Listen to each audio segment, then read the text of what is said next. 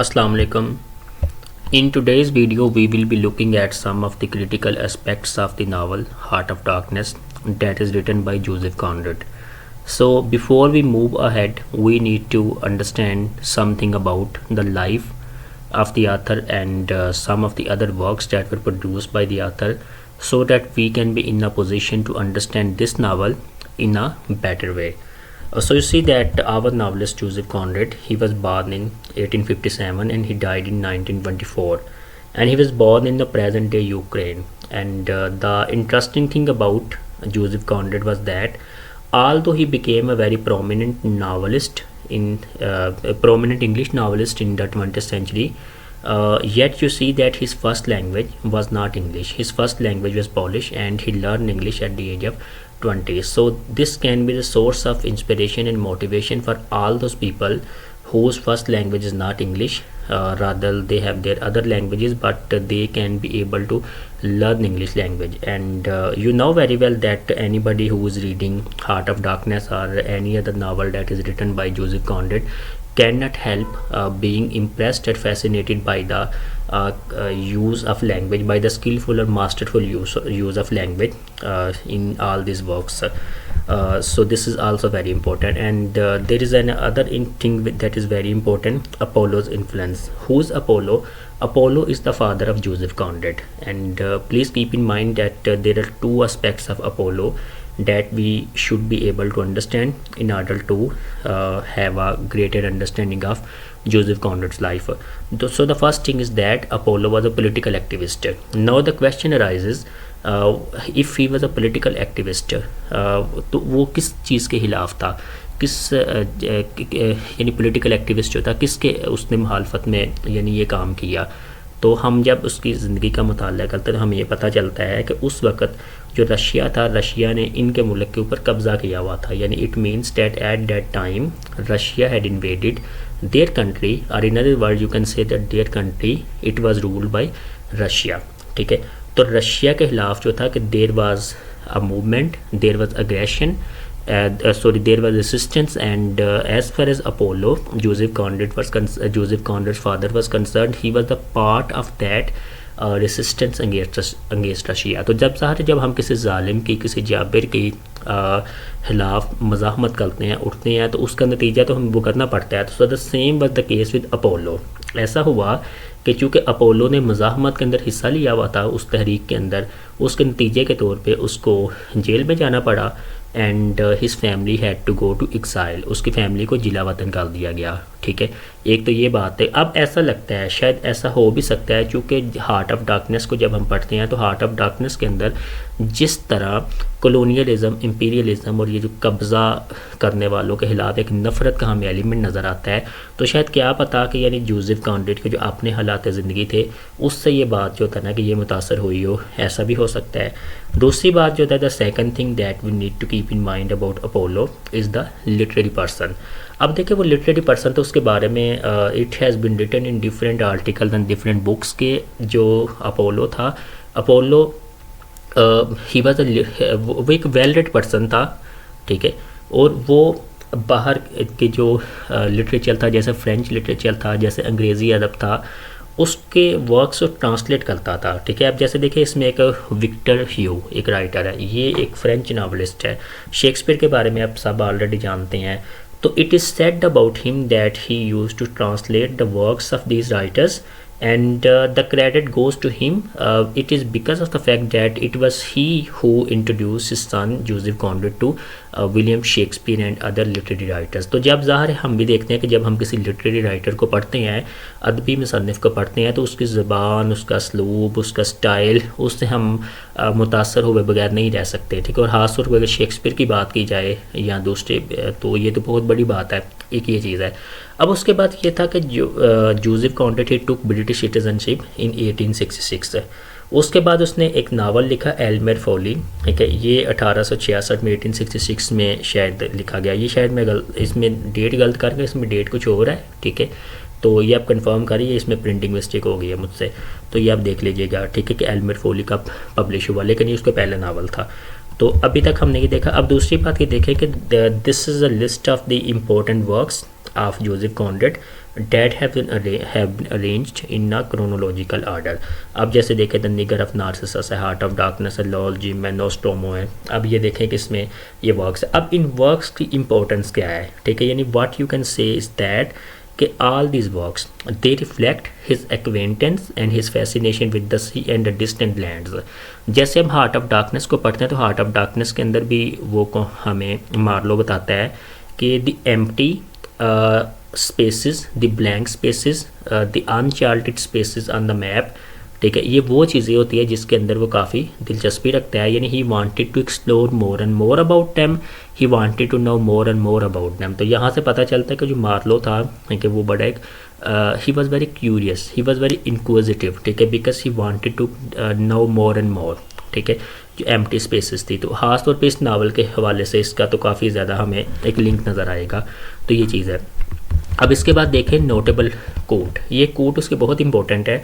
अब ये कोट इसलिए मैंने सेलेक्ट किया है क्योंकि आप जब इसका colonial analysis, colonial discourse analysis करेंगे या मिस्टर कूल्स का करैक्टर आप लिखते हैं या इवन मार्लो की आप बात करते हैं तो ये कोटेशन बड़ी इंपॉर्टेंट है। कहते हैं द बिलीफ, ये जोसेफ कॉनरेड के अपने वर्ड्स हैं, the belief in the supernatural source of evil is not necessary, man alone are quite capable of every wickedness. तो क्या पता कि इस कोटेशन के अंदर वो इन बात कर रहा हो, ठीक है, कि यूरोपियन सिविलाइजेशन की, वेस्टर्न सिविलाइजेशन की, वेस्टर्न इंपीरियल पावर्स की, ठीक है, जिसको मिस्टर कूल्स जो होता है नावल में रिप्रेजेंट करता है कि यानी वो इंसान जो होता है कि इंसान को कि super natural source of evil की ज़रूरत नहीं, बल्कि इंसान अपने अंदर ही बहुत ज़्यादा बुराई रखता है, ठीक है, और वो जो बुराई होती है उसकी मुख्तलिफ हमें शक्लें, मुख्तलिफ मैनिफेस्टेशन हमें नज़र आती हैं। अब मिसाल के तौर पे जैसे देखें, आप शेक्सपियर का मैकबेथ पढ़ते हैं तो शेक्सपियर के मैकबेथ में आता है ना fair is foul and foul is fair, आपको ये नज़र आता है। आप गुलिवर्स ट्रैवल को पढ़ते हैं तो वहाँ उसके जो 4 वॉयजेज़ हैं, जैसे कि लिलीपट है, लाप्यूटा है, इसके बाद ब्रॉबडिंग, लिलीपट है, ब्रॉबडिंग ने लाप्यूटा है, ह्यूनम है, तो उसके अंदर भी आपको एक ईवल का कंसेप्ट नज़र आता है, ठीक है। तो ये हमें इस हवाले से भी इसकी ये जो कोट है ये बड़ी एक यूनिवर्सली एप्लीकेबल नज़र आती है। और ख़ास तौर पे जब हम जब इसका यानी इस इंपीरियलिज़म को और मिस्टर कूल्स के करैक्टर को आप डिस्कस करेंगे तो ये आपके लिए ज़्यादा आपकी बात में वज़न पैदा करेगा। अब इसके बाद आगे चलते हैं, आगे देखते हैं origin of darkness, heart of darkness, इसका ओरिजिन क्या है, ठीक है, इसका माहस क्या है, ये क्यों लिखा गया, इसके बारे में, इसके पीछे बैकग्राउंड क्या है, ठीक है। अब सबसे पहले ये बात देखें कि हम देखेंगे कि कैपिटलिज्म एंड कॉलोनियलिज्म, हम यूरोप को देखते हैं कि यूरोप का जो पहले का मेडिवल सोसाइटी थी, मेडिवल सोसाइटी के अंदर फ्यूडलिज्म का कंसेप्ट था, ठीक है, जागीरदारी का निज़ाम था। अब उसके बाद जागीरदारी के निज़ाम के बाद there was you can say a shift from feudal mode of economy to capitalistic mode of economy, यानी अब हुआ क्या यूरोप के अंदर के निज़ाम में जागीरदारी से अब निज़ाम सरमायादारी की तरफ जो है ना पैराडाइम शिफ्ट हो गया है, ठीक है। अब देखें कि कैपिटलिज्म और कॉलोनियलिज्म का आपस में आपको बहुत ज़्यादा लिंक नज़र आएगा। अब आप देखते हैं कि जब यूरोप में सनती इनकलाब आता है यानी इंडस्ट्रियल रेवोल्यूशन आता है तो उसके लिए फिर उनको ज़रूरत पड़ती है कि रॉ मटेरियल की। अब यूरोप में तो वो रॉ मटेरियल नहीं है, तो इसलिए ये वो जो रॉ मटेरियल होगा वो दूसरे जो ममालिक हैं, एशिया के ममालिक हैं, अफ्रीका है, इस तरह जो मिडल ईस्ट है, तो वहाँ ये जो यूरोप के लोग होते हैं, जो मगरबी लोग होते हैं, ठीक है, ये उन ममालिक का रुख करते हैं, ठीक है, और उन ममालिक का रुख करने के इनका मकसद क्या होता है कि वहाँ से रॉ मटेरियल इनको यानी चीप सस्ती रेट्स के ऊपर मिल जाना और वहाँ से जो होता है ना लोगों को ग़ुलाम बनाना और लोगों को ग़ुलाम बना के उनसे चीप लेबर करवाना, जैसे कि अफ्रीका के अंदर आपको नज़र आएगा, इवन इंडिया से आपको नज़र आएगा, ठीक है। तो ये कैपिटलिज्म जो था ये असल में कॉलोनियलिज्म का आप कह सकते हैं कि बड़ा एक उसके लिए मोटिवेशन बना, ठीक है, उसके लिए एक स्टिमुलस उसने प्रोवाइड किया कैपिटलिज्म ने। ये ज़्यादा डिटेल में मैं नहीं जाऊँगा चूँकि फिर लेक्चर हमारा लंबा हो जाएगा, ठीक है। तो एक तो ये बात होगी। अब देखें कि एक ओरिजिन ऑफ डार्कनेस के, हार्ट ऑफ डार्कनेस के बारे में अगर बात करें तो इसमें स्क्रैम्बल फॉर अफ्रीका ये बहुत इंपॉर्टेंट टर्म है, ठीक है। अब स्क्रैम्बल फॉर अफ्रीका किस तरह से होता है, जैसे देखें अगर इसमें लिखा हुआ है कि this scramble for Africa is also more accurately called the partition of Africa और the conquest of Africa. It refers to the period between years 1881 to 1914, ठीक है।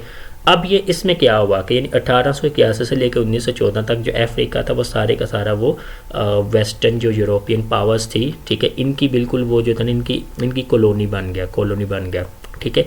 अब इसको कहते हैं कि during this time European countries occupied Africa and attempted to colonize it by year 1914 around 90% of Africa was under European rule, ठीक है।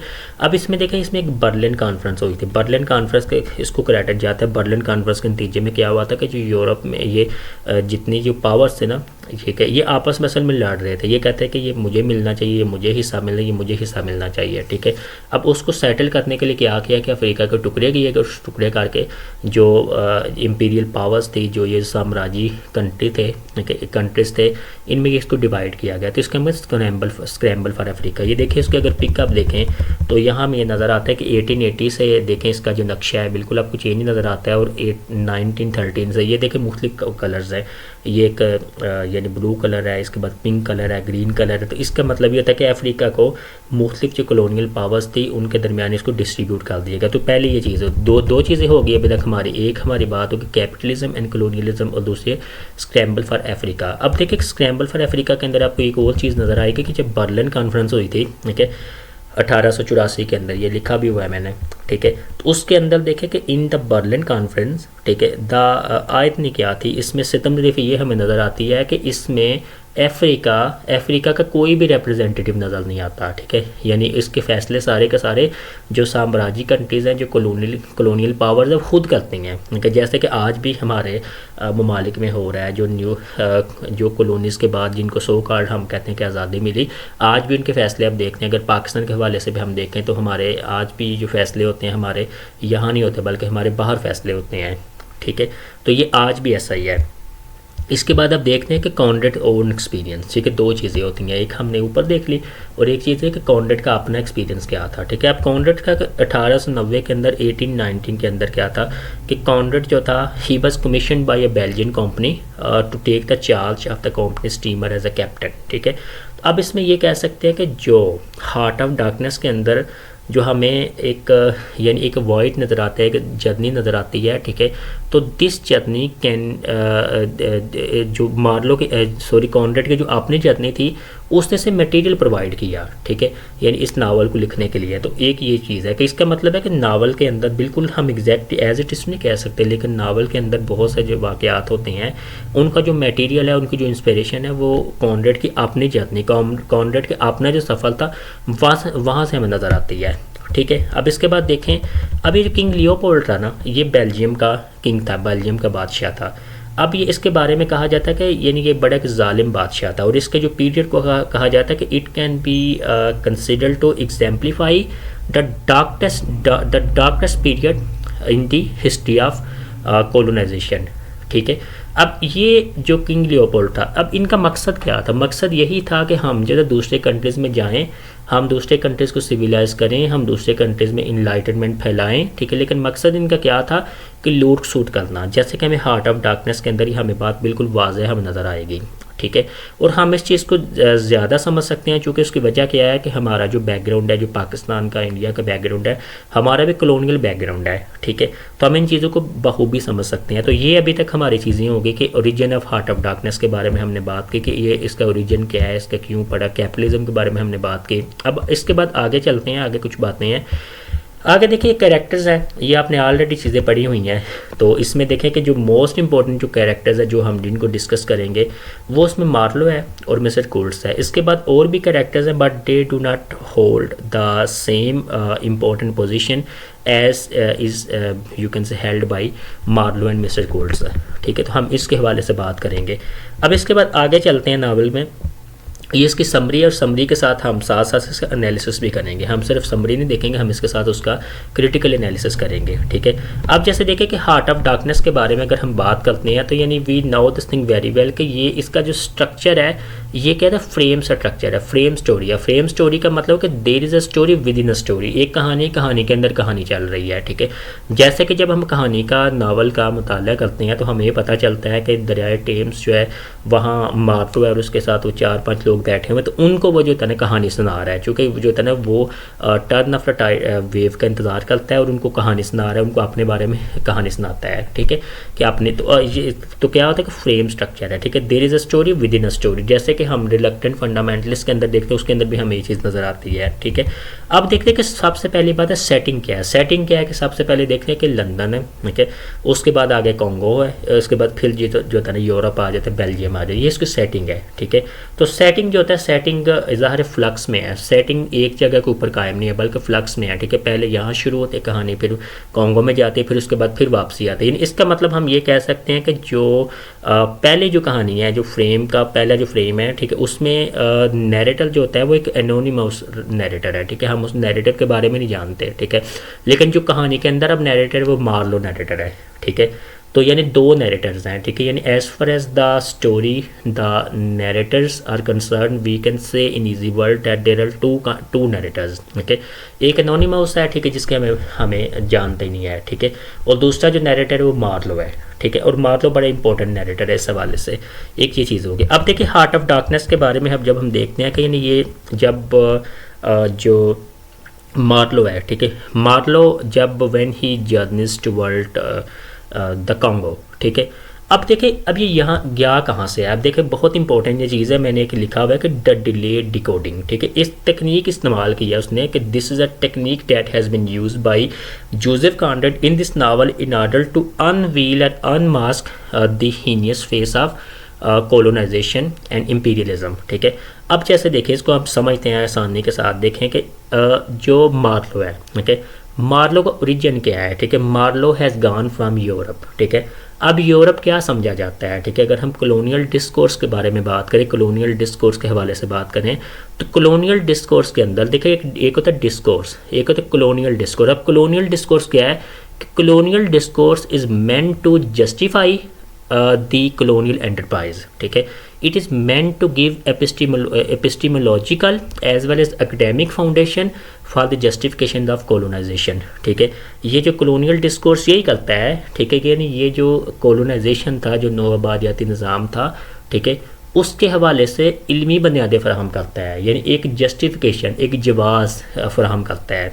ठीक है, अब चूँकि ये यूरोप से गया है, ठीक है, अब यूरोप के अंदर जहाँ से गया है तो ज्योग्राफी बहुत मैटर करती है। ठीक है, यानी बहुत ज़्यादा इसका एक अमल दखल होता है। ठीक है, ये यूरोप से जाता है तो यूरोप के अंदर तो जो अफ्रीका है या जो नॉन यूरोपियंस हैं, ठीक है, आप कह सकते हैं वो एशियंस हो सकते हैं, वो मिडल ईस्ट के लोग हो सकते हैं, अफ्रीकन्स हो सकते हैं। अब अगर आपने इसको डिटेल में पढ़ना हो इस हवाले से तो आप इसमें पहले मिशेल फूको की थ्योरी या डिस्कोर्स को पढ़ें, और डिस्कोर्स के बाद फिर देखें कि जो एडवर्ड सईद है अपनी किताब ओरिएंटलिज्म के अंदर मिशेल फूको के इंसाइट्स को किस तरह अप्लाई करता है।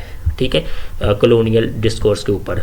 ठीक है, अब चूँकि यूरोप से जाता है तो अब इसके जहन में ये बात है, मार्लो के जहन में ये बात है, ठीक है, कि जो यूरोप है वो यानी लाइट है, रोशनी है। ठीक है, और जो यूरोप नहीं है, ठीक है, यानी जो इंडिया हो सकता है, जो अफ्रीका हो सकता है, जो मिडल ईस्ट के कंट्रीज हो सकते हैं, ये सारे के सारे डार्कनेस को रिप्रेजेंट कर रहे होते हैं। ठीक है, और इसलिए जो होता है ना कि यानी पूरे यूरोप में ये मिथ है और ये एक बात फैल चुकी हुई है कि यूरोपियन लोग जो होते हैं, चूँकि वो दुनिया के बेस्ट लोग हैं, वो मोस्ट इनलाइटेंड लोग हैं, वो मोस्ट कल्चरल मोस्ट सिविलाइज्ड लोग हैं। ठीक है, और that's why it is incumbent upon them, it is obligatory upon them that they should move from this light to darkness. ठीक है, कि वो दुनिया के जो तरीक एरियाज़ है, दुनिया के जो दुनिया के जो जाहिल है, दुनिया के जो गंवार हैं, पढ़े लिखे नहीं हैं, जो अनएजुकेटेड हैं, अनसिविलाइज्ड हैं, अनकल्चर्ड हैं, ठीक है, लोग हैं, वहाँ वो जाएं और उनको जाके तालीम दें। ठीक है, उनको जाके सिविलाइज करें, उनको जाके इनलाइटन करें, उनको जो आके अच्छी तरह सिखाएं, समझाएं। ठीक है, ये मेरे कॉलोनियल डिस्कोर्स का एक जो था ना मेन समझे कि आप इनका ये एक स्टांस था। ठीक है, कि जिसके ज़रिए दुनिया के मुख्तलिफ मुल्कों में जाते थे। अब एक राइटर है, एक पोइट है, उसका नाम है रडियार्ड किपलिंग। ठीक है, रडियार्ड किपलिंग का एक फ्रेज़ है, उसने एक पोइम लिखी थी, the white man's burden. White man burden का मतलब क्या होता है कि यानी ये जो वाइट लोग होते हैं, जो गोरे हैं, जो अंग्रेज़ हैं, जो गोरे हैं, जो यूरोपियंस हैं, ठीक है, यानी चूँकि ये वाइट हैं, अब वाइट जो था लाइट को रिप्रेजेंट कर रहे हैं, लाइट के अपोजिट क्या होता है, डार्कनेस होती है। ठीक है, तो इनके ऊपर फ़र्ज़ है, ठीक है, इनके ऊपर फ़र्ज़ है कि ये दुनिया के मुल्कों में जाएं और वहाँ जाके अपनी सिविलाइजेशन, अपनी इनलाइटनमेंट, अपनी रोशन ख्याली, अपनी डेमोक्रेटिक डिस्पेंसेशन, इन सारी चीज़ों को जो था ना इनको प्रमोट करें जाके। ठीक है, अब ये चीज़ होती है। अब चूँकि आप जैसे देखें कि चूँकि मार्लो कहाँ से जाता है कि Marlow has gone from Europe, तो जब यूरोप से जाएगा तो वो उसका माइंड खाली नहीं होगा, उसका दिमाग खाली नहीं होगा, बल्कि उसका जो दिमाग होगा, his mind it will be full of जो यूरोप का जो एक यूरोपियन कॉलोनियल नैरेटिव होता है उसके माइंड के अंदर तो होगा। ठीक है, तो जब ये यहाँ से देख के जाता है कि यूरोप वाले लोग जो होते हैं लोगों को बड़ी तरक्की दे रहे हैं, बड़ा कुछ कर रहे हैं, लेकिन जब ये यहाँ जाता है ना तो कहता है as it travels to Africa and up to the Congo Marlow encounters wide spread inefficiency and brutality in the compensation. ठीक है,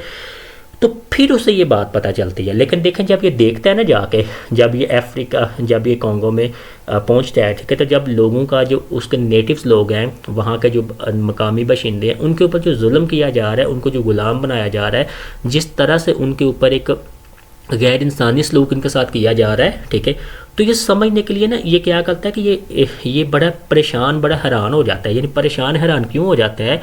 क्योंकि there is a contrast between what he has been given in Europe and what he's right now observing। ठीक है, कि उसका जो आपकी observation है, उसका जो यूरोपियन जो उसका जो एक जिस मिथ के ऊपर वो फेड हुआ था, तो उसके दरमियान तो कंट्रास्ट नज़र आता है। क्योंकि वो मिथ तो ये कहती है कि हम लोगों को तरक्की करने देने आए, हम लोगों को तालीम याफ्ता करने, हम लोगों को इंसान बनाने, सिविलाइज करने के लिए आए हैं। लेकिन यहाँ मसला क्या होता है कि यहाँ ऐसा नहीं है। ठीक है, इसका डीलेड डिकोडिंग। ठीक है, यानी यू कैन से कि इसने टेक्निक, डीलेड डिकोडिंग का मतलब क्या होता है? ठीक है, कि the gradual understanding of reality. ठीक है, तो मार्लो जो था, मार्लो यकदम रियलिटी को नहीं समझता। ठीक है, ये हमारे ऊपर भी एक इंप्रेशन वो डाल रहा है ना। ठीक है, हमें भी जो है मुतासर कर रहा है। हम भी जब टेक्स्ट को पढ़ते हैं, अगर हम कॉलोनियल, हम फ़र्ज़ करके हम कॉलोनियल डिस्कोर्स को अपने अंदर हम अगर यानी इंटरनलाइज कर चुके हुए हैं, तो हम यही करेंगे कि डीलेड डिकोडिंग। तो यानी Marlow is terribly shocked to see the inhuman and the brutal treatment of the natives at the hands of the so called colonisers. ठीक है,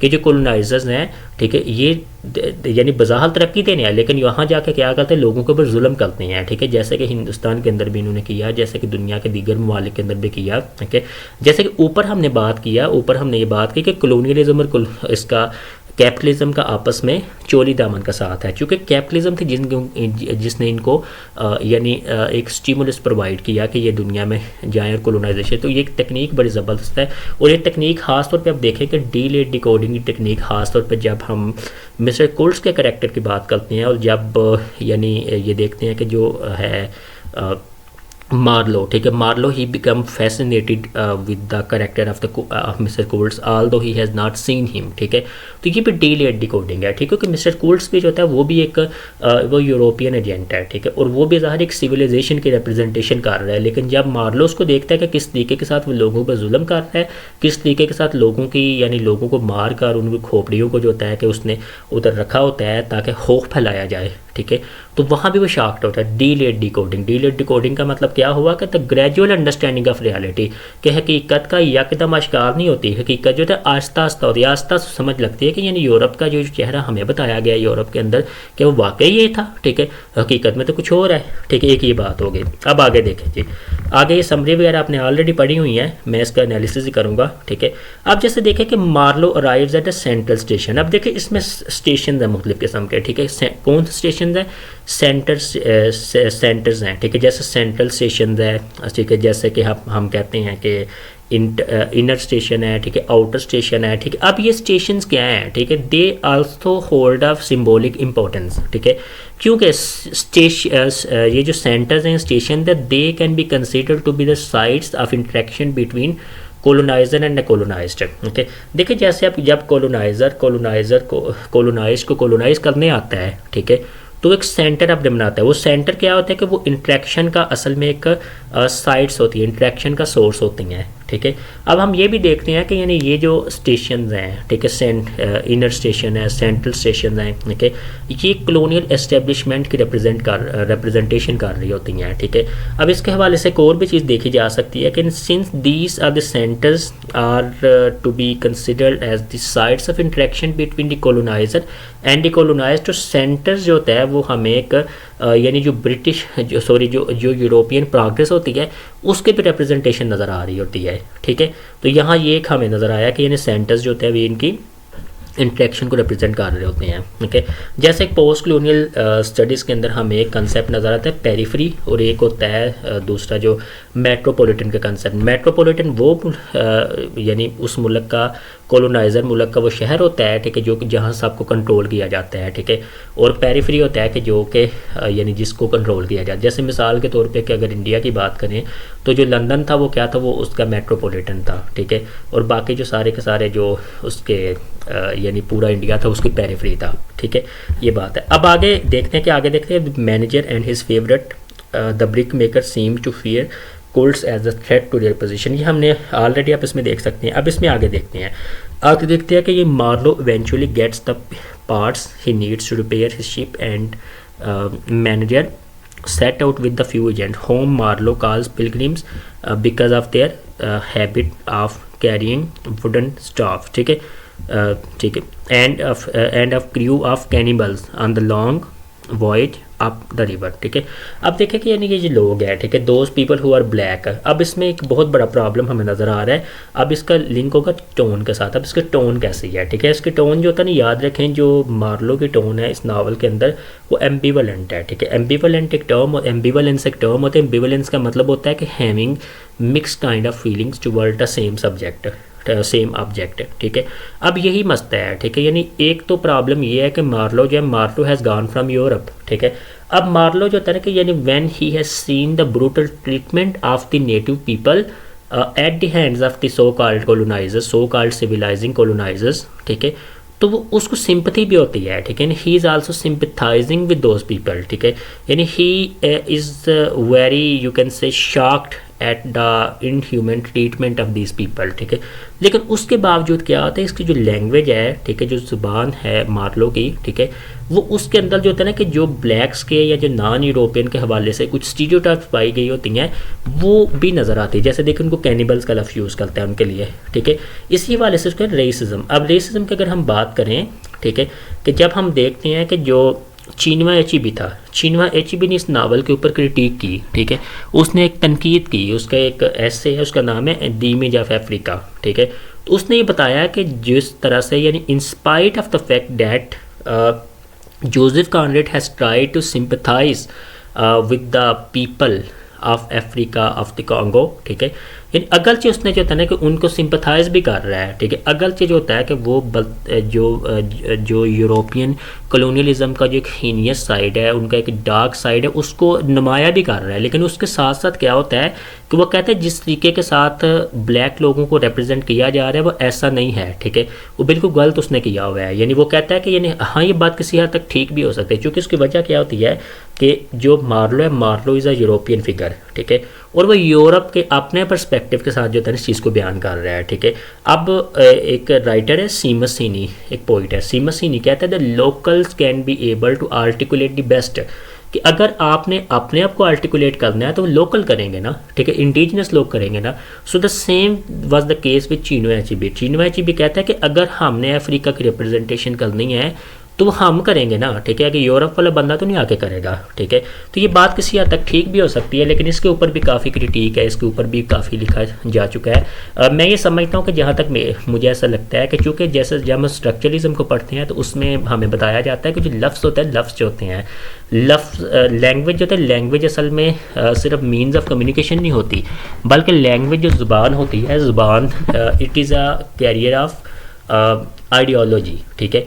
अब मिसाल के तौर पे जब जैसे देखिए इंसान पैदा होता है, तो इंसान जब पैदा होता है तो इंसान के पैदा होने से पहले जो आइडियोलॉजी होती है पहले वर्क कर रही होती है। तो जब हम बड़े होते हैं तो बड़े होते होते हम अपनी ज़ुबान सीख रहे होते हैं, और ज़ुबान सीखते सीखते असल में हम उस आइडियोलॉजी को जो होता है ना हम अपने अंदर लाशऊरी तौर पे अनकॉन्शियसली हम अपने अंदर उसको इंटरनलाइज कर लेते हैं, एब्सॉर्ब कर लेते हैं, और इस तरह कर लेते हैं कि हम उसको नेचुरल समझने लग जाते हैं। अब इसमें मेरे ख्याल मार्लो का कसूद नहीं है, इसमें कॉनरेड का कसूद नहीं है, ठीक है, चूँकि मार्लो है या कॉनरेड है, ठीक है। अब मसला क्या है कि मसला ये है कि यानी चूँकि वो यूरोप में पैदा हुए हैं, ठीक है, तो जब यूरोप में पैदा जब वो यूरोपियन लैंग्वेज तो सीखेंगे, ठीक है। अब वो यूरोपियन लैंग्वेज जो होती है वो क्या ए पोलिटिकल होगी, क्या वो न्यूट्रल होगी, ठीक है, ऐसा कभी नहीं होगा, बल्कि उसके अंदर भी खास किस्म के जो स्ट्रक्चर्स होंगे, खास किस्म की आइडियोलॉजी होगी, वो ज़ुबान के अंदर मौजूद होगी, ठीक है। तो इस हवाले से इसके ऊपर एक तनकीद भी आ सकती है, ये बात है। अब आगे देखते हैं, the dense jungle and the oppressive silence make everywhere abroad a little jumpy and the occasional glimpses of native villages village all the sound of the drums walk, ठीक है, पिलग्रिम इनटू फ्रेंजी, ठीक है। अब देखिए ये Eurocentric point of view, Eurocentric नुक्ता नज़र है। अब यूरोसेंट्रिक नुक्ता नज़र क्या होता है कि हर चीज़ को यूरोप के मरकज़ के साथ जो है ना मैयर करना, हर चीज़ को यूरोप के मरकज़ियत के साथ समझने की कोशिश करना, ठीक है। अब मिसाल के तौर पे कि ऐसा भी हो सकता है कि जो अफ्रीका के अंदर जो उनकी ख़ास किस्म की राइट्स हैं, ख़ास किस्म की उनकी जो रसूमात होती हैं, ठीक है, कि वो उनके मुल्क में उनकी बड़ी रिच ट्रेडिशन हो। ये बिल्कुल ऐसा है भी, चूँकि जब जो चीनवा एचिबीनी ऐसे लिखा है तो चीनवा एचिबीनी ऐसे के अंदर ये बड़ी उसने खूबसूरती के साथ बताया कि हमारी एक अपनी ट्रेडिशन है, हमारा एक अपना कस्टम है, ठीक है। तब ज़रूरी तो नहीं होता कि जो यूरोपियन लोगों को चीज़ दुरुस्त ना लगे वो दुरुस्त ना हो, ठीक है। तो ये इसका मतलब है कि यूरोसेंट्रिक वर्ल्ड व्यू जो है इसको डी सेंटर किया जा रहा है, इसको डीकंस्ट्रक्ट किया जा रहा है इसके हवाले से, ठीक है।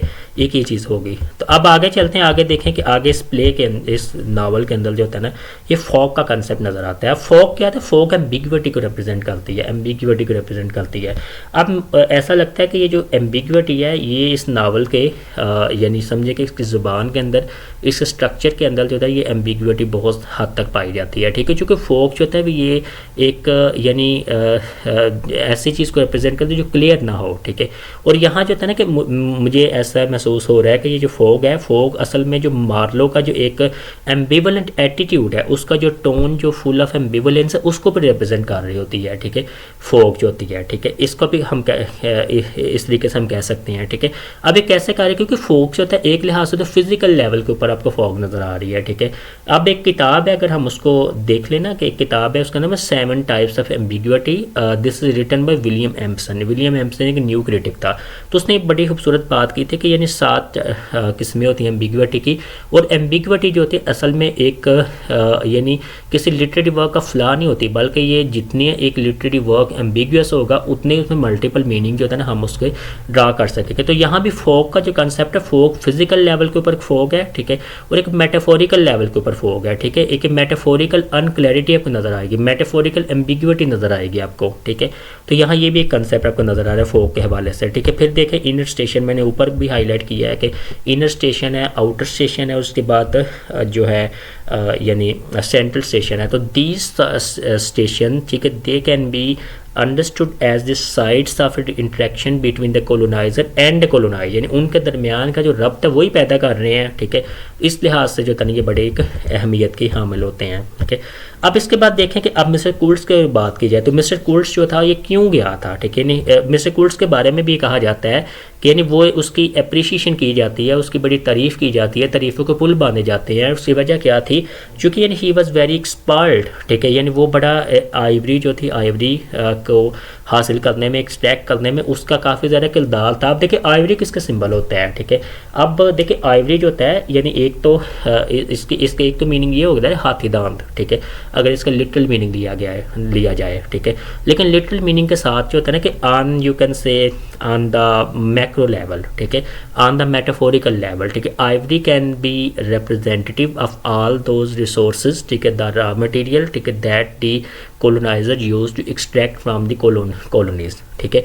अब ये आइवरी जो होता है इसको सिम्बलाइज कर रहा होता है कि नहीं, इसमें कोई भी चीज़ हो सकती है, ठीक है, रॉ मटेरियल हो सकता है, किसी भी शक्ल में हो सकता है कि जिसको ये लेने के लिए, जिसको हासिल करने के लिए जो था ना ये दुनिया में लोगों में दुनिया के मुख्तलिफ ममालिक में जाते थे, ठीक है। आइवरी का सिंबल है। अब आइवरी जो होता है ग्रीड का सिंबल भी है, ठीक है।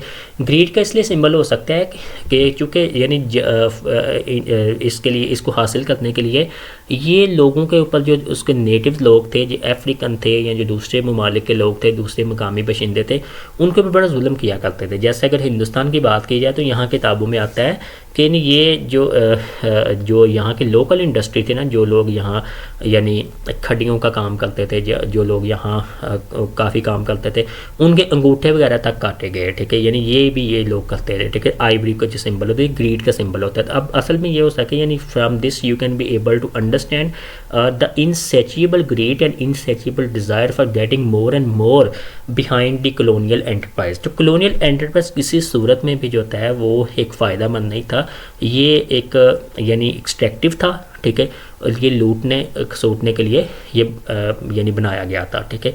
तो ये एक चीज़ है। अब इस वाले से देखते हैं, अब इसके बाद आगे चलते हैं, आगे देखेंगे, आगे सारा यानी नावल है, आपने इसको पढ़ा है। अब मैं एंड के ऊपर जाऊँगा, इसमें जब मिस्टर कूल्स मिलता है। अब देखिए मिस्टर कूल्स की एक बात हम देखते हैं कि जब मार्लो मिस्टर कूल्स को देखता है, ठीक है, तो उसका जो गार होता है, उसके गार के यानी उसके गार के इर्द गिर्द जो होते हैं ना स्टेक्स लगी होती हैं, ठीक है, यानी अब वो स्टेक्स क्या लगती हैं, ठीक है, यानी apparently from a distance they appear to be ornamental, यानी वे सजावट के लिए लगता है कि सजावट के लिए लकड़ियाँ उसने लगाई हुई हैं, ठीक है। लेकिन देखिए मसला उसके बाद क्या होता है कि बाद में पता चलता है कि लोगों को मार के उनकी जो खोपड़ियाँ होती हैं सर की, उनको खुशक करके उनको ड्राई करके उसके ऊपर लटकाया गया था ताकि उसका खौफ कायम रहे, ठीक है। अब देख, अब यहाँ भी एक डीलेट डिकोडिंग की टेक्निक इस्तेमाल की, ऊपर भी हमने बात की कि डीलेट डिकोडिंग की और नीचे भी डीलेट डिकोडिंग की हमने बात की। चूँकि देखें मार्लो जो था, मार्लो मिस्टर कूल्स को मिलने से पहले, ठीक है, वो उसका बड़ा ही वॉज वेरी फैसिनेटेड, ठीक है, बाय द पर्सनैलिटी, ठीक है, by the things that he had listen to about mister Kurtz, ठीक है। लेकिन उससे अभी भी ये लगता है, अभी भी उसे ये लगता था कि मिस्टर कूल्स जो है वो यूरोप से गया है और यूरोप से जाके since he was a white man, ठीक है, और वो किस लिए गया है, लोगों को सिविलाइज करने, लोगों को जो होता है ना कि एक बेहतरी की तरफ लेके जाने के लिए वो क्या है, ठीक है। लेकिन जब वो देखता है कि किस तरीके के साथ उसने लोगों को मारा है और लोगों को मार के उनकी खोपड़ियाँ लटकाई हुई हैं, ठीक है, तो उससे फिर जो होता है ना कि he was terribly shock to know this thing, यानी ही डिलेड डिकोडिंग क्या हुआ यहाँ, ठीक है, यानी ही वॉज वेरी शॉक्ड, यानी he was not able to understand the reality all of a sudden, ठीक है, बल्कि ग्रेजुअली उसे पता चलता है कि इंसान इतना बुरा हो सकता है, ठीक है। जैसे ऊपर की कोटेशन हमने बताई थी जो शुरू में हमने उसकी नोटेबल कोट है, वो बहुत ही हमें इस हवाले से कि इंसान इतना भी बुरा हो सकता है, ठीक है। अब देखें, अब उसमें जो उसकी जेब से उसके जो पैम्फलेट है, पैम्फलेट के ऊपर लिखा एक्सटर्मिनेट ऑल द ब्रूट्स, ठीक है। अब ये देखिए सारे नावल समझे क्रक्स है, सारे नावल का निचोड़ है, ठीक है, कि यानी सारी कॉलोनियलिज्म का, सारी इंपीरियलिज्म का निचोड़ उसने निकाल दिया कि एक्सटर्मिनेट ऑल द ब्रूट्स, ठीक है। कि अब मिस्टर कूल्स को जो होता है वो ये उसको मिशन होता है कि सारे के सारे जो ब्रूट्स हैं, सारे के सारे जो अनसिविलाइज्ड हैं, अनकल्चर्ड हैं, जानवर हैं, वैशी हैं, दरिंदे हैं, इनको मार दो, इनको सफाई हस्ती से मिटा दो, ठीक है।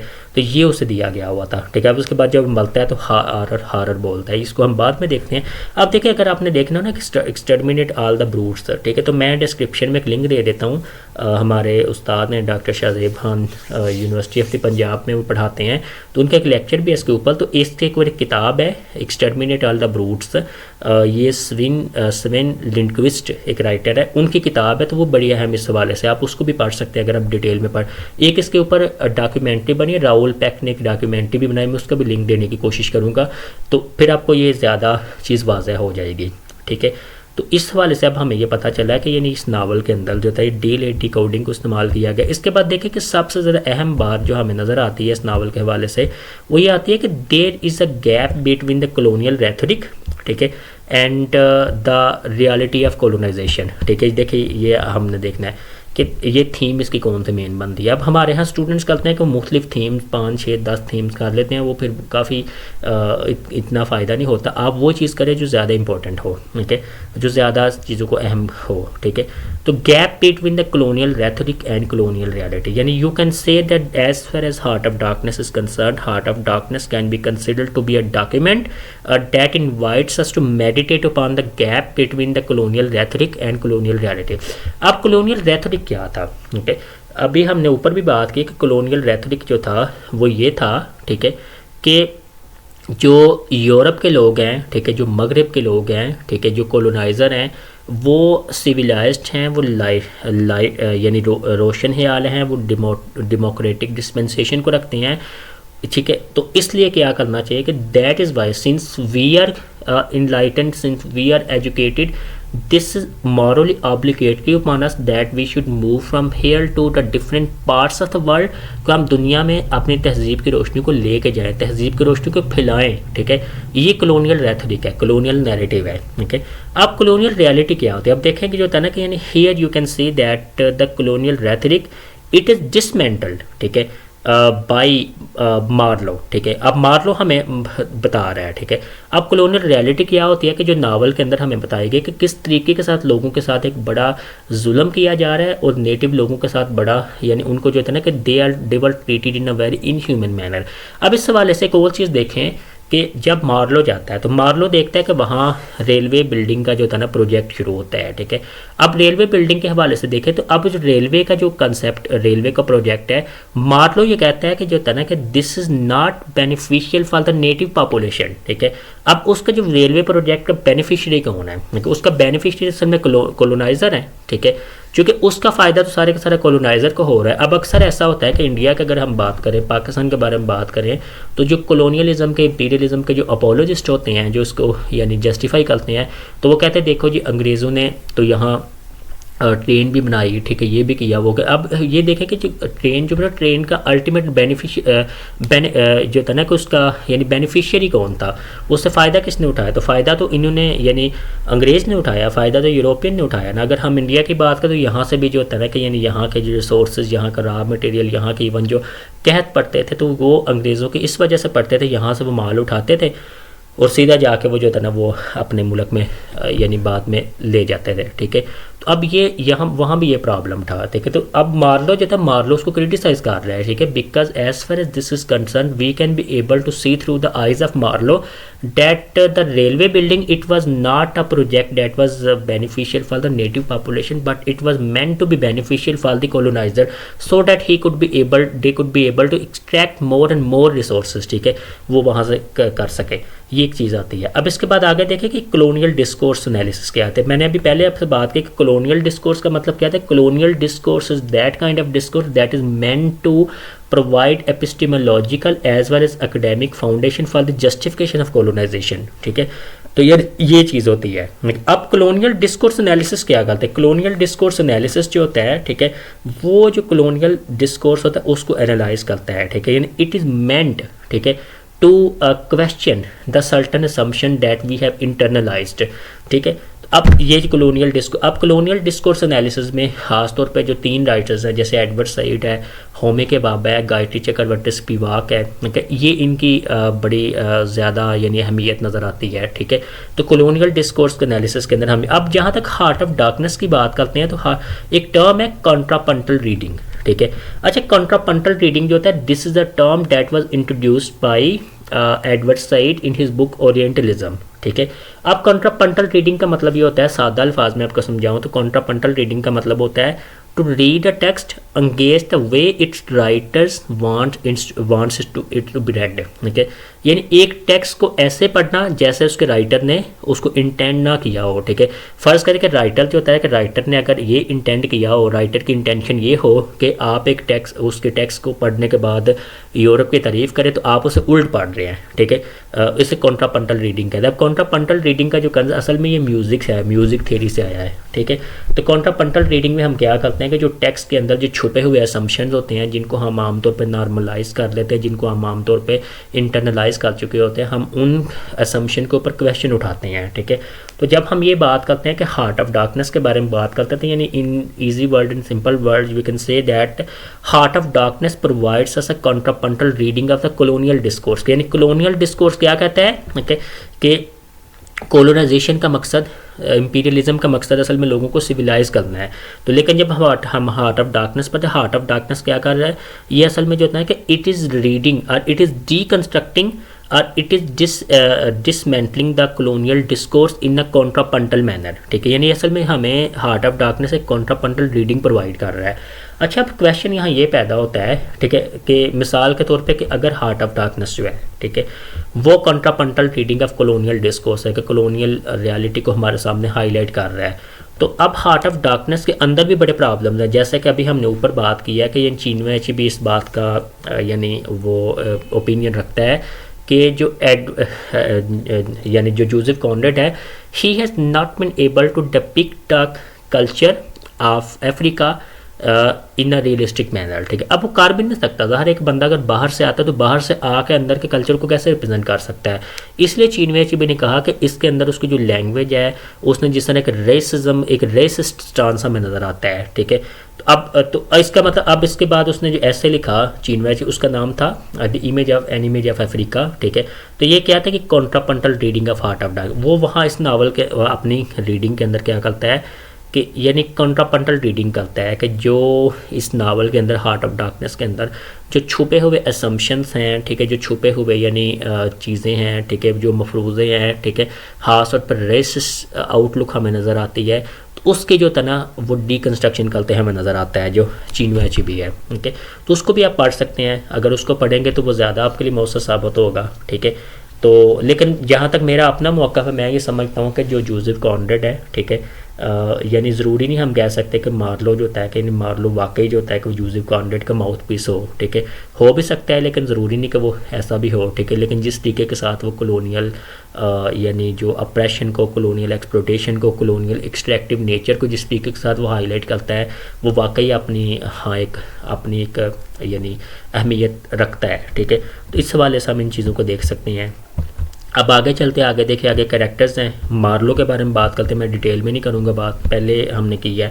तो मार्लो देखिए एक कम्प्लेक्स कैरेक्टर है। ठीक है, यानी this is very difficult for us to understand कि क्या जो मार्लो है, क्या whether he can be the mouthpiece of Joseph Conrad, तो हो भी सकता है और नहीं भी हो सकता। ठीक है, अब क्वेस्ट फॉर इनलाइटनमेंट है। ठीक है, अब नैरेटिव वॉइस एंड पर्सपेक्टिव। ठीक है, this is very important about this. ठीक है, कि क्या जो मार्लो का पर्सपेक्टिव है, क्या वो वाकई जोसेफ कॉनरेड का पर्सपेक्टिव हो सकता है। ठीक है, तो ये अब मैं बात आप पे छोड़ता हूँ। ठीक है, अब आगे देखें साइकोलॉजिकल स्ट्रगल। ठीक है, अब क्वेश्चन ये भी आ सकता है कि यानी heart of darkness can be considered to be a psychological journey. अब देखिए साइकोलॉजिकल जर्नी भी हम समझ सकते, साइकोलॉजिकल जर्नी कैसे समझ सकते हैं। ठीक है, यानी दिस इज़ अ जर्नी। ठीक है, साइकोलॉजिकली हम अगर देखें तो जैसे देखिए अगर फ्रॉइड के हवाले से अगर हम बात करें, ठीक है, तो फ्रॉइड चूँकि he was interested in investigating और discovering the inner diseases of human mind और ह्यूमन साइकी। ठीक है, तो यहाँ से भी जो होता है ना कि heart of darkness on the physical level, तो हमें ऐसा लगता है कि this is just a journey, this is a journey from a person who is from Europe to the Congo. ठीक है, यानी हम ये कह सकते हैं कि यानी ये जर्नी जो होता है ये हार्ट ऑफ डार्कनेस के, हार्ट ऑफ लाइट से हार्ट ऑफ डार्कनेस की तरफ है। ठीक है, तो ऐसा लगता है जो होता है ना कि ये जो जर्नी जो होती है असल में जब चूँकि मार्लो वहाँ जब पहुँचता है, ठीक है, वो पहुँच के जो होता है ना कि जो मिस्टर कोल्ड्स के कैरेक्टर के अंदर जो डार्कनेस देखता है, ठीक है, या उससे जाकर वो जो डार्कनेस उसे नज़र आती है उधर, यानी इनकी जो यानी जो नेटिव के साथ ये जुल्म कर रहे होते हैं, जो उनके ऊपर इनह्यूमन ट्रीटमेंट कर रहे होते हैं। ठीक है,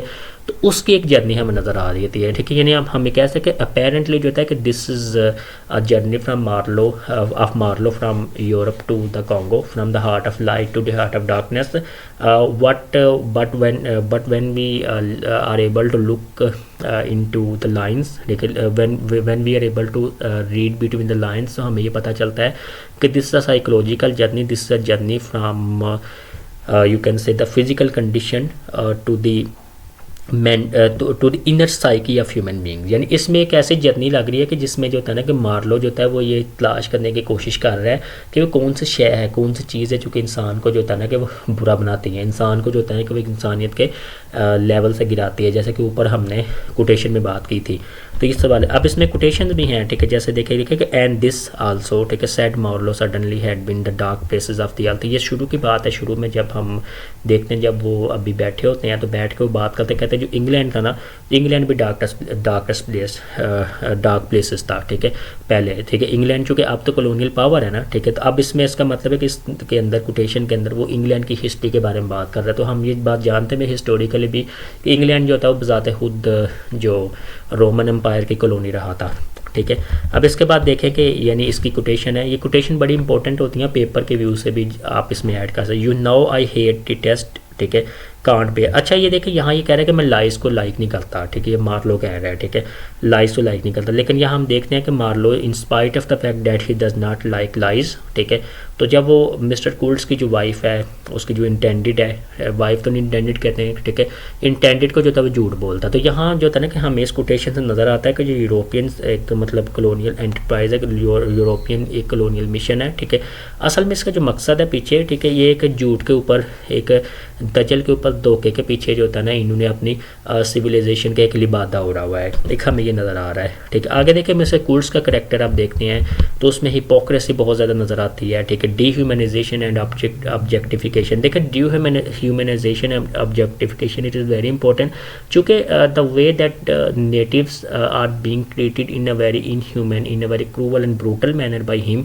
कि उनके देखे खोपड़ियाँ उनके सुखा के फिर उनको खोपड़ियों को यानी वहाँ उसने लगाया कि खौफ का सिंबल एक पैदा किया हुआ है। ठीक है, तो इस हवाले से देखते हैं कि डीह्यूमनाइजेशन। अब चूँकि देखिए जो मिस्टर कोर्ट्स है, ठीक है, ही is the representative of European colonial mission. ठीक है, तो यहाँ से हमें ये बात करें कि हम जो है ना जुज से कुल की तरफ जा रहे हैं। ठीक है, we are moving from the part to the whole. ठीक है, अब पार्ट इसमें क्या है कि मिस्टर कोर्ट्स जो है वो पार्ट है। ठीक है, लेकिन किसको होल है, किसका वो हिस्सा है, किसका वो जुज है, वो कॉलोनियलिज्म का जुज है। ठीक है, तो ये यहाँ से पता चलता है कि उनका जो पूरे का पूरा प्रोजेक्ट था कॉलोनियल एंटरप्राइज, वो डीह्यूमनाइजेशन और ऑब्जेक्टिफिकेशन के ऊपर मबनी था। सिंबल ऑफ वेस्टर्न एरोगेंस, ये सारी चीज़ें हैं ऑलरेडी। अब इसके बाद देखें कि एंड पे ये बड़ी खूबसूरत बात है। ठीक है, वो कहते हैं एंड के ऊपर उसे लफ्ज़ बोलते हैं ना कि द हारर।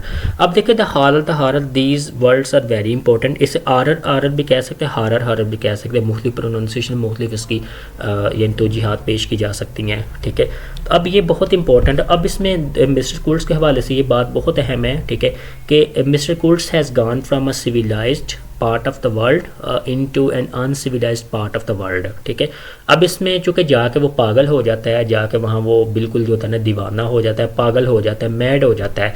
अब इसमें दो स्टांसेस हैं। ठीक है, अगर आप कॉलोनियल स्टांस के हवाले से कॉलोनियल डिस्कोर्स के अंदर रह के बात करें तो वहाँ में ये बात नज़र आएगी कि क्योंकि वो एक सुलझा हुआ आदमी था, एक सिविलाइज्ड आदमी था, तो जब वो उनके माहौल में गया है यानी अफ्रीकन के माहौल में गया है तो उसके माहौल के असर की वजह से वो पागल हो गया, बेवकूफ़ यानी मैड हो गया है। ठीक है, ये कॉलोनियल स्टांस है। जो कॉलोनियल अपोलोजिस्ट होते हैं, कॉलोनियल अपोलोजिस्ट वो लोग होते हैं जो कॉलोनाइजेशन की जस्टिफिकेशन देते हैं। ठीक है, तो वो ये कहेंगे कि देखें उसका माहौल ऐसा था कि एक पढ़े लिखे अच्छे बड़े समझदार बंदे को भी पागल कर देता है एक माहौल। ठीक है, तो लेकिन दूसरा स्टांस होता है वो होता है जो इंडिजिनस स्टांस होगा। ठीक है, इंडिजिनस स्टांस ये कहेगा, ठीक है, कि यानी जो मिस्टर कोर्ट्स है, ठीक है, वो कहाँ से आया, वो यूरोप से आया और यूरोप से आके अफ्रीका में आया। अफ्रीका में आके इसने अपनी पहले आपने आपको गार्ड बनाया है, अपनी अथॉरिटी कायम की है और उसके बाद लोगों के ऊपर जुल्म करना शुरू किया है।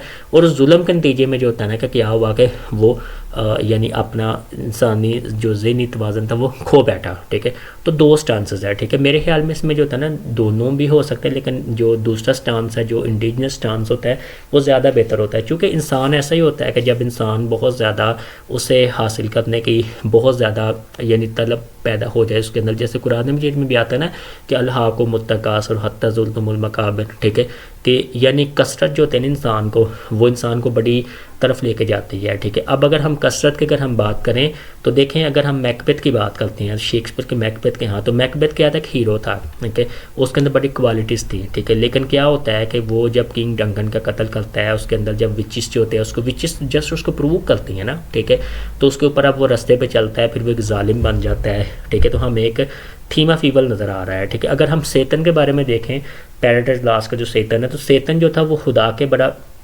करीब था, लेकिन उसका जो सिन था वो क्या था। ठीक है, कि एक डिज़ायर थी ना, इनसैचिएबल डिज़ायर। ठीक है, कि वो क्राइस्ट से बालातर होना चाहता था, अगर क्रिश्चियन बिलीफ के बारे में हम अगर बात करें। ठीक है, तो उस हवाले से क्या था कि वो उसको भी उसका फॉल हुआ। तो the same was the case with you can से मिस्टर कोल्ट्स। तो इस हवाले से एक इंटरेस्टिंग कैरेक्टर भी। अब हारर जो होता है ये इस हवाले से भी अहम है। ठीक है, कि एंड पे जो होता है ना ये लफ्ज़ों को बोलता है। ठीक है, अब ये जो होता है ना कि these word may be representative of the horror of you can से the heinous attitude of colonialism. ठीक है, इसको भी रिप्रेजेंट कर सकता है। तो ये यानी इसकी मुख्तलिफ तौजीहात की जा सकती हैं, आप इसमें जो भी कर सकते हैं कर लें। इसके हवाले से हम एक एंड के ऊपर हम बात करेंगे, इसके टाइटल के बारे में हम बात करेंगे। टाइटल इसका बड़ा इंपॉर्टेंट है क्योंकि टाइटल अक्सर क्वेश्चन में भी आता है। तो टाइटल क्या है, हार्ट ऑफ डार्कनेस। अब हार्ट ऑफ डार्कनेस क्या है, देखिए हार्ट ऑफ डार्कनेस जो होता है ना इसको हम मल्टीपल वेज में इंटरप्रेट कर सकते हैं। ठीक है, पहली बात ये होती है कि empty spaces on the map. ठीक है, हम देखते हैं कि जब ये 19वीं सेंचुरी तक जो अफ्रीका था, अफ्रीका अगर वर्ल्ड के मैप के अंदर देखें तो ये वो था कि this remains an uncharted and you can say unmapped, ठीक है, ये हमें इस तरह नज़र आता है, एम्प्टी ब्लैंक स्पेसेस नज़र, इसीलिए हमें मार्लो हमें कहता है कि मार्लो बताता है कि मैं ब्लैंक स्पेसेस के अंदर जो नक्शे के ऊपर आती है उसको मैं विज़िट करने का उसका बड़ा ज़्यादा मैं शौकीन हूँ, ठीक है। अब यहाँ से ऐसा भी लगता है चूँकि मार्लो जो होता है कि he is the representative of Europe, आल तो बेशक उसकी सिंपथीज़ है लेकिन है तो यूरोप से ना, ठीक है। तो यूरोप की जो एक इंटरेस्ट थी, यूरोप के अंदर एक दिलचस्पी थी इन एरियाज़ पे अंदर जाने की, ताकि ज़्यादा से ज़्यादा रॉ मटेरियल वहाँ से एक्सट्रैक्ट करना, तो उसको रिप्रेजेंट करता है, ठीक है। आप देखिए कंसेप्चुलाइज बाइंड्री क्या होती है। देखिए कंसेप्चुलाइज बाइंड्री का मतलब होता है, ठीक है, अगर हम कॉलोनियल डिस्कोर्स को देखें ना, ओरिएंटल डिस्कोर्स को देखें, खासतौर पे अगर हम ओरिएंटलिज्म को पढ़े एडवर्ड साइड की, तो हमें जो है कंसेप्चुलाइज बाइंड्री नज़र आती है। अब बाइंड्री क्या होती है कि एक तरफ ऑक्सीडेंट है, एक तरफ ओरिएंट है, यानी एक तरफ वेस्ट है, एक तरफ ईस्ट है, ठीक है। आप ये कह सकते हैं कि ईस्ट की बजाय आप यहाँ लफ्ज़ यूज़ कर रहे हैं कि यानी वेस्टर्न है और नॉन वेस्टर्न है, ठीक है। आप ये सॉरी यूरोपियन और नॉन यूरोपियन, ठीक है, आप ये कह सकते हैं। आप जो यूरोप है वो किसे रिप्रेजेंट करता है, कि यानी कंसेप्चुलाइज बाइंड्री के अंदर वो लाइट को रिप्रेजेंट करता है, एजुकेशन को करता है, प्रोग्रेस को करता है, सिविलाइजेशन को करता है। इसके बरक्स जो होता है वो दूसरे कंट्रीज़ हैं जो कि यूरोपियन नहीं है, जैसे अफ्रीका है, एशिया है, जैसे कि मिडल ईस्ट है, ठीक है।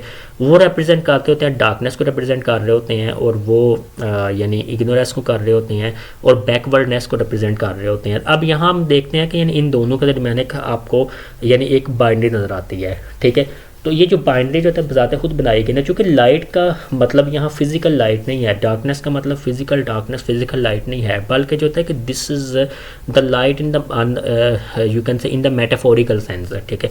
तो metaphorically you can say that light is represented by Europe, ठीक है, and darkness is represented by Africa, ठीक है। अब अगर देखें, अगर आपके पास भी अच्छाई हो, आप अगर बहुत अच्छे हो, तो आपके अगर यानी आपके अपने लोग हों, तो आपको चाहिए ना कि आप उनको सिविलाइज़ करें, उनको तालीम दें, उनको तरबियत करें, ठीक है। तो इसीलिए जो होता है ना कि ये जब यूरोप में लाइट है, ठीक है, तो लाइट वालों का, रोशनी वालों का, इल्म वालों का काम है कि वो उन इलाकों में जाए जहाँ लाइट नहीं है, जहाँ इल्म नहीं है, जहाँ जो होता है ना बिल्कुल बैकवर्डनेस है, जहाँ बिल्कुल हालात ख़राब है, ताकि उन लोगों की ज़िंदगी को बेहतर बना सकें।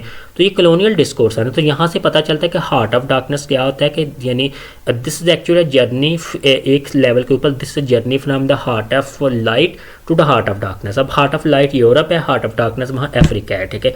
लेकिन देखें जब वो वहाँ जाता है, ठीक है, जहाँ मार्लो जब देखता है, ठीक है, कि अभी हमने ऊपर भी बात की है, ठीक है, कि यानी जो कॉलोनियल डिस्कोर्स जो होता है वो और कुछ कहता है, लेकिन कॉलोनियल रियलिटी कुछ और होती है। तो यहाँ से हमें पता चलता है कि असल में हार्ट ऑफ डार्कनेस जो होता है वो यूरोप का हार्ट ऑफ डार्कनेस है। Heart of Darkness is represented by the heart of mister cools, and mister cools he is the representative of European colonial enterprise, ठीक है।